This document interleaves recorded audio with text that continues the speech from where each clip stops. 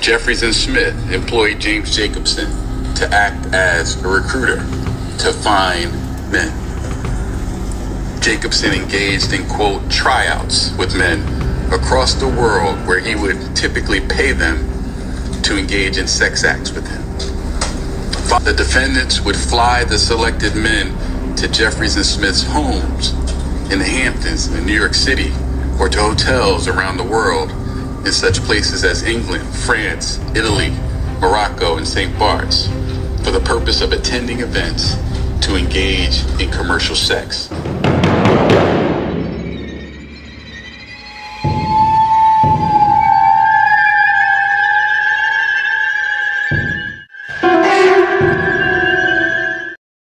Hello everyone, welcome back to channel Weekly Crime Stories yang akan membahas kisah-kisah kriminal nyata yang penuh misteri. Bagi kalian yang menyukai kisah kriminal penuh misteri, jangan lupa klik tombol lonceng di bawah, subscribe channel ini agar kalian tidak terlewat kisah yang penuh misteri berikutnya. Ron Horowitz, CEO Abercrombie dan Fitch, menyatakan pada tahun 2017, kami bukan lagi perusahaan seperti yang dulu. Ucapannya tampak menandai awal era baru bagi pengecer ikonik tersebut.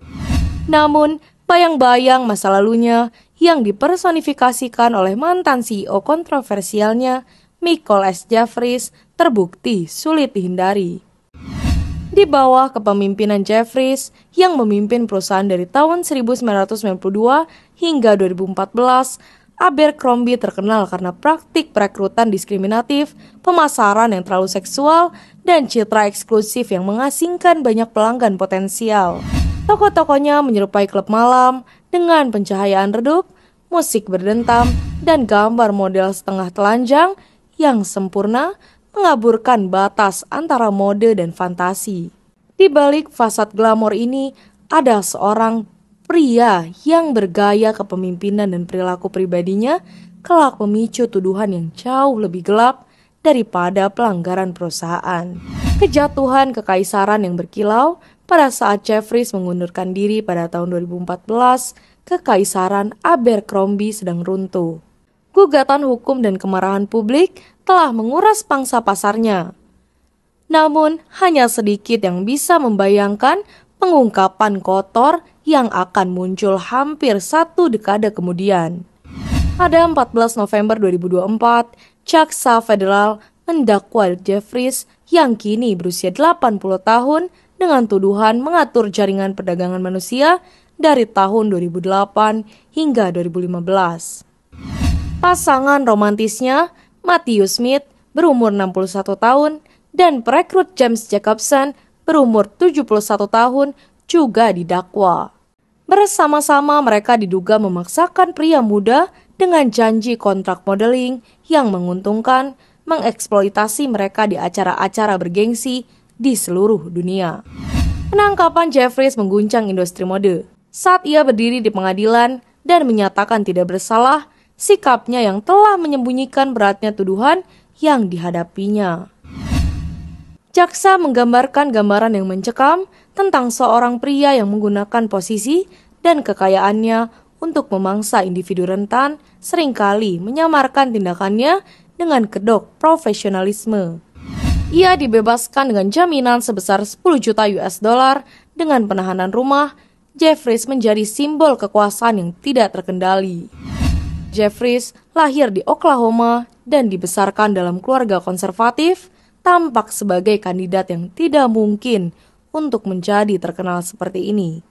Ia kuliah di Claremont, McKinney College, dan kemudian Columbia Business School, di mana teman-temannya menggambarkannya sebagai ambisius dan karismatik.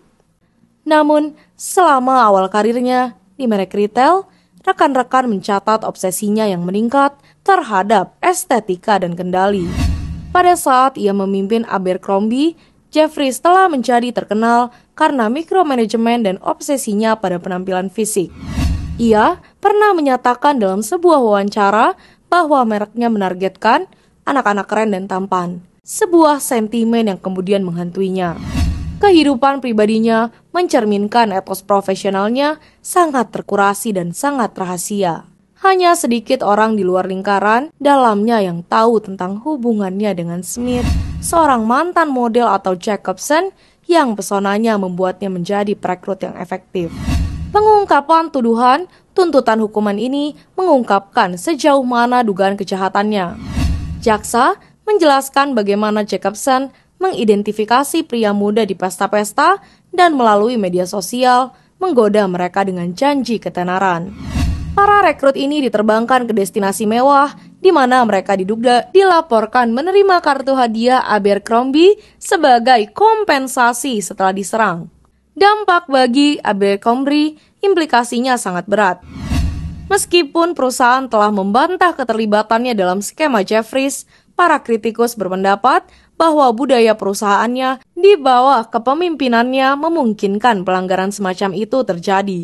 Kate Wagner, juru bicara Abercrombie, menyebut tuduhan itu mengerikan dan menjijikan.